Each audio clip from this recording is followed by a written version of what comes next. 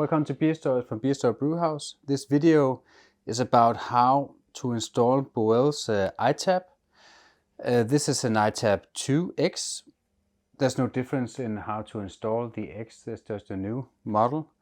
And also the iTap 2 just have two faucets, so yeah, that doesn't really matter as well.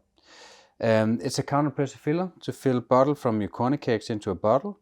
And with this G connector, it's also just a tap for pouring a pint. So it's pretty genius and it's really easy to install. So let's take a look down in the keezer.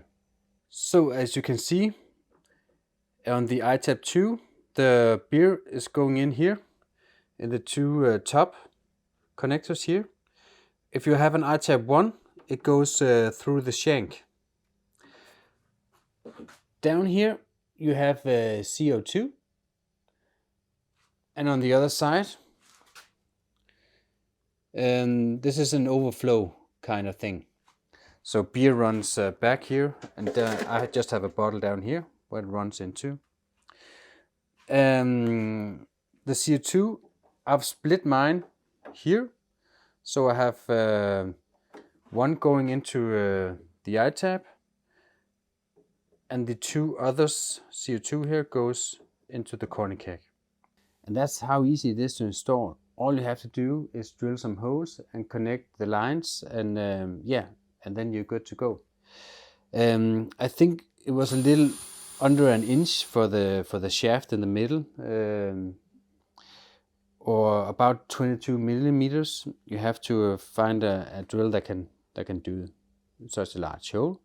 And then I drilled four holes for my beer lines and CO2 and so on.